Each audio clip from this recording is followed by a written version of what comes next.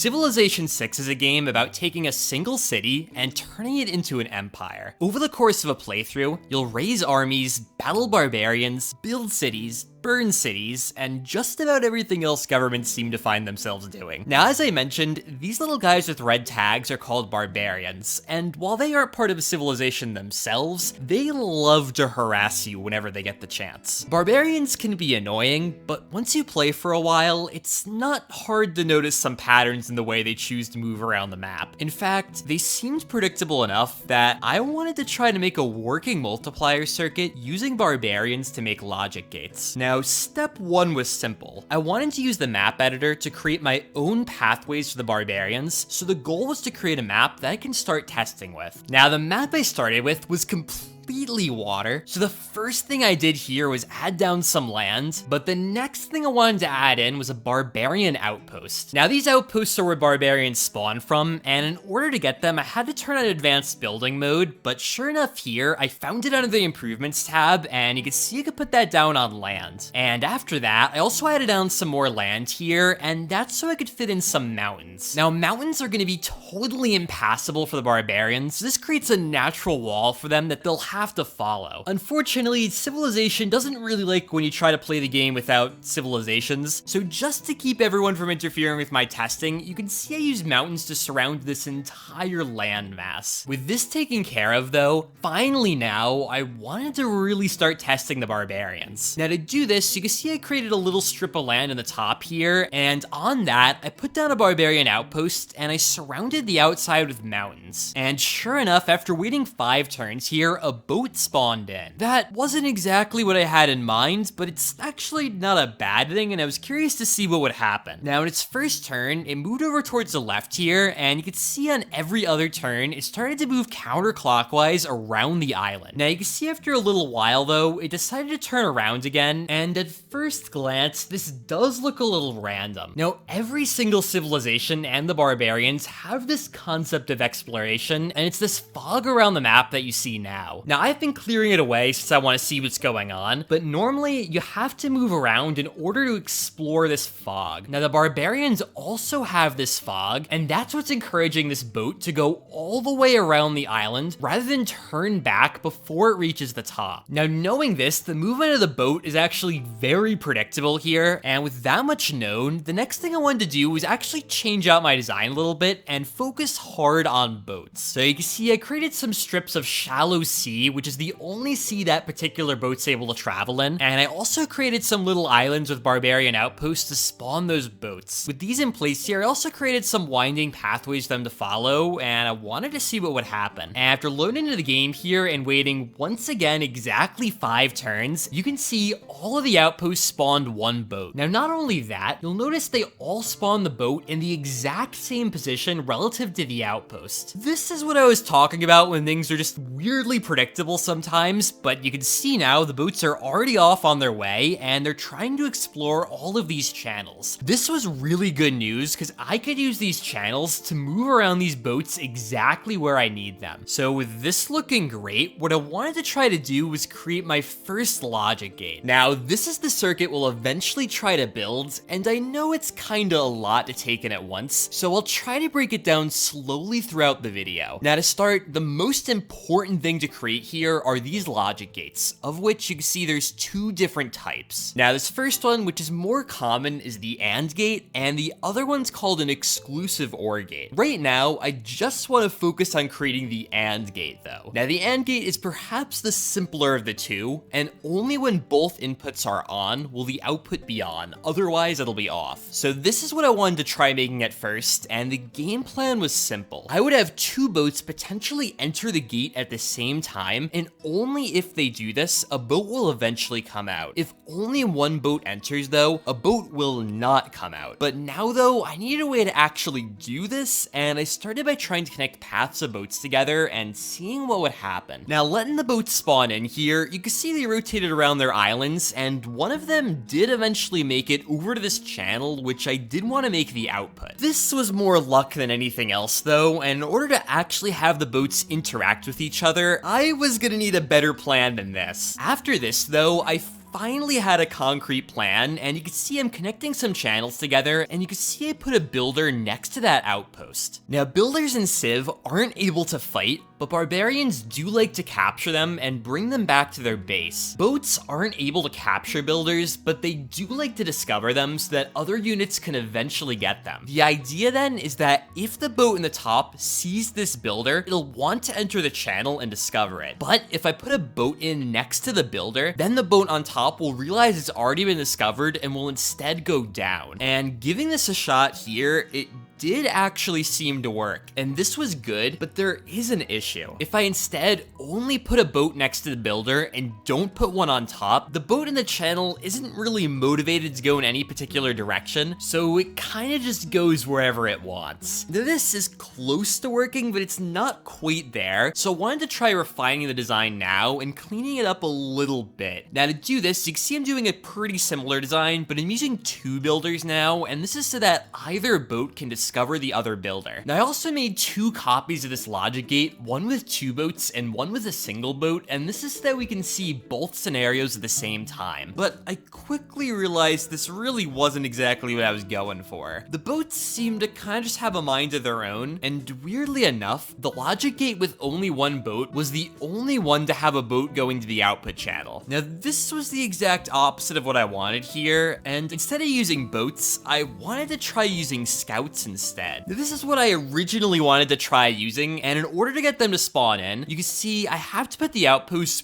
pretty far inside of an island. And once I had those constructed here, I wanted to try giving this one a test, and at first things were looking pretty good. You can see the scouts move in the exact same way towards each other here, and eventually they walked over to this output path. Now, this was really good, but in order to stop a single scout from going to the output, I had an idea. Now, we know that scouts are motivated to explore new land, so in order to stop a single scout from going into the output, I needed some way to make it more enticing for the scout to either go up or down. Now, I tried doing this by adding on more land here, and since the scout is seeing more land in one direction, it should assume that it's a better direction to travel. And eventually, you can see it ends up going down and avoids the output. And now I just wanted to test it using the other input here, but you can see the scout still ends up going up, and that was looking perfect. So with this, we have a working AND gate, and the next thing we need to try to make is this exclusive OR gate. As long as we can make this, we just need to connect a bunch of these gates together, and we should have a working design. Now, for the exclusive OR gate, in a way, it's kind of the opposite of the AND gate. Only when a single scout enters into this gate should a scout exit the gate. If two scouts or if no scouts enter, then no scout should exit. I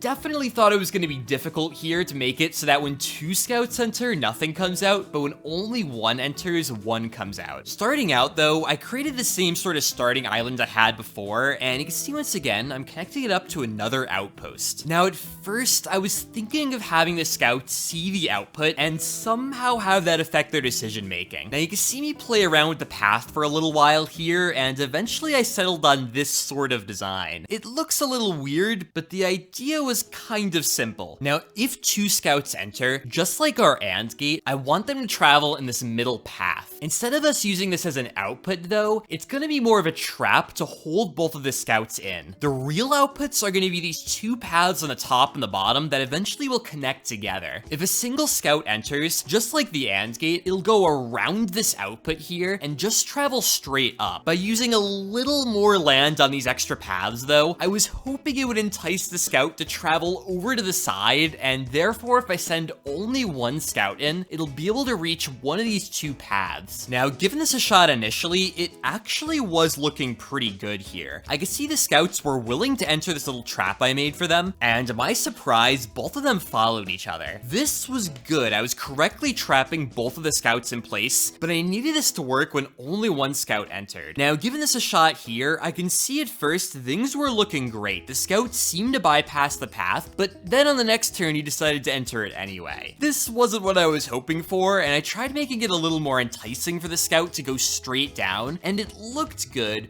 but sometimes they don't do exactly as you expect, and you can see he still just entered this output area. So I spent a while trying to simplify this gate down a little bit to make it work better, and it was looking pretty good at first here, and you can see the single scout did keep going down. Now next, he even correctly went into the output here, and you can see eventually he walked all the way over to where we needed him to. This was really good, and all I needed now was when I added both scouts in for them to get trapped in the middle area still. They seem to have gotten a little bit smarter though, and unfortunately one of them decided to divert down over to the output path. This was so close to working though, and in order to make it just a little bit more enticing for the scouts to go in the right direction, I added on some hills which limit the scouts' movement. This though still made one of the scouts move in the wrong direction here, and I realized while I was close, I wanted to do a minor overhaul. And you can see the way I did that was trying to simplify down everything in the middle. Now once again, I have the AND gate here, and you can see I have the 2 extra arms. Now originally the scouts were still traveling over into these arms rather than going into the middle. So I tried pulling those arms further away here and using some larger pieces of land in the middle to guide the scouts further in. This looked good, but unfortunately one of the scouts was still running over to one of these arms here, and they seemed to actually be doing a pretty good job of talking to each other and discovering the most land. One thing I did want to try though was using the scouts' movement against them. Since 2 scouts can't occupy the same space,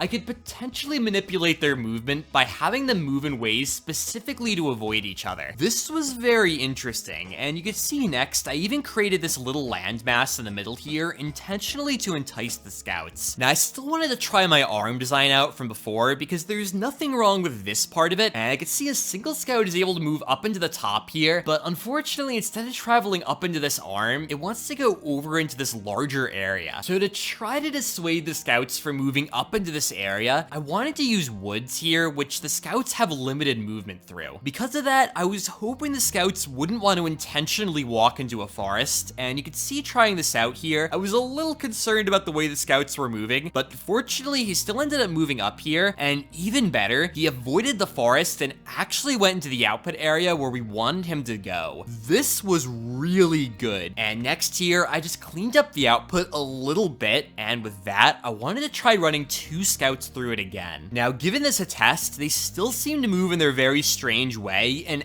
actually got trapped in this larger area. So with this, finally here we have a working XOR gate, and now in combination with the AND gate, we should be able to try to make this circuit. So to start creating the full circuit, I created a much larger empty map, and now I just need to know what to build. So looking back at our circuit, it seems like a lot is going on, but it's actually really easy to break this into a few simple pieces. Now on the left, you can see we have 2 pairs of inputs, and these correspond to the numbers we want to multiply. Now, since there's only 2 bits per number, we can only multiply numbers 0 through 3, which isn't great, but it's at least something. Now, there are 4 outputs on the right here, and what's great about these is that we can actually separate each output line into its own circuit. This means that if we can create each of these 4 much simpler circuits, we can also make the larger one. So with this, I wanted to start by making the first output bit, and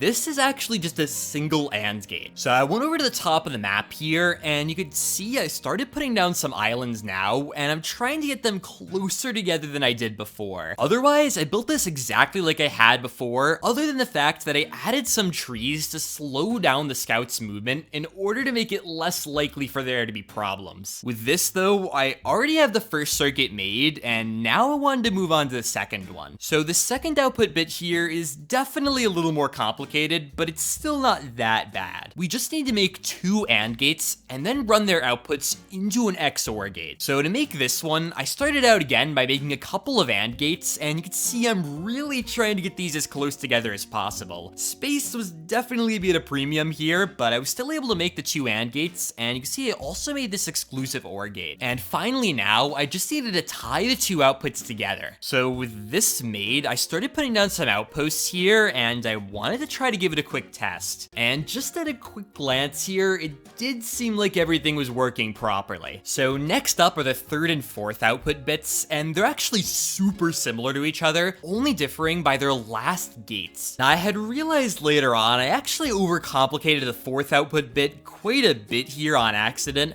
but it functions in the same way, so it should work fine still. Even so, I decided to start out with the 4th bit rather than the 3rd one, just because I wanted to avoid this XOR gate for now. The 4th bit was just a chain of AND gates, so you can see me putting down some islands and starting to link everything together. And once I had all the first AND gates in place, I had to AND the top 2 of these together, and finally here, I ran a line from the bottom AND gate over to the top one, and this creates my last AND gate. Now, you'll also notice for all of the output lines, I'm using desert tiles just to make it a little more clear where they are. Otherwise, though, to test this out, I put down a bunch of barbarian outposts here, and I tried to let the scouts run. Now, it was looking pretty good at first here, but I did realize a small issue. Right now, both scouts end up going through the output line at the same time, which means they have potential to break the output on me. I didn't really consider cascading gates together here, so I tried deleting off one of the barbarians to see if this would be an issue, and sure enough, since both of these scouts are approaching the input of this gate, one of them goes in the correct direction, and the other one goes towards the output. So to fix this here, I just needed another path for the scouts to follow, and fortunately it was easy enough to do something kinda similar to the XOR gate, and you can see now one scout goes towards the output and the other scout ends up going in the other direction. This is really good, and with this I create great separation between them, and that does the trick. So with that solved, that's the 4th output bit working, and now we just need to get the 3rd bit. Now again, this one's very similar, and to start out, I'm doing the exact same thing I did before. So I tried creating that up here, and you can see now once I got all the channels linked together, I could create my last output line, and next, hopefully with all the bugs worked out, I wanted to try multiplying the numbers 3 and 2 together. So once I figured out what inputs need to go where, I put down all the barb encampments I needed to, and I gave this a quick test. So letting it run for a little bit here, you can see the scout on top ends up avoiding the output path, and that means that the first bit is going to be 0. It was kind of hard to keep track of exactly what I was even saying though, so in order to make it a little bit easier for myself, you'll notice what I did is create this little table for what turn number I need to read the output on. So once again, the scouts were off here, and you can see it still seems to be working fine. I had noticed sometimes there is slight differences in the way they move through these gates, but they do always seem to work, which was just a little bit weird. Anyway though, the top bit ended up finishing here, and you can see now I'm actually going to try to write that down so I can keep track of what's going on. So the first bit being 0, the next bit to finish is going to end up being the 4th bit. Watching the second bit for a little bit though, scouts seem to go through the XOR gate fine, and looking at the output of the 4th bit here, it did seem to be 0. So in order for this to work, both of the next bits were going to have to be 1, and sure enough here, bit number 2 did end up being 1. And not soon after, bit number 3 came through, and this was also a 1. And looking at my original prediction of what was going to happen here, this is correct, so I was pretty happy to see it was coming together. Now, one test is never enough though, so what I wanted to try doing is multiplying 0 times 3 together, which of course should be 0. So in this test, every output bit should be 0 in order for this to have worked properly. So once I got all my barbarian outposts down in the correct order, I tried giving this a quick run through here, and you can see the first bit does end up being 0. Now, there was very little activity going on throughout all these turns here, and that's because almost all the bits immediately ended up being 0, and there was just nothing really going on. So I ended up just waiting the required number of turns, and you can see I'm just reading every output bit one after the other. Finally, after waiting 25 turns though, the last bit came through, and sure enough, they all were equal to 0. So next, I figured 3 times 1 could be a fun test, and that's what I tried to do now. And at this point, you can see I'm just kind of jumping to all the turns where there's something happening on the output. So the first bit here, it did end up being 1, and after waiting a little while, I could read the 4th bit now, and I can see this is 0. Bit number 2 ended up being 1, and finally here, you can see bit number 3 ended up being 0. So this is once again correct here, and it seems like I've built a working multiplier. But guys, if you want to see me do more things in games I shouldn't do, make sure to subscribe. And if you like the project, make sure to like the video, and otherwise, till next time.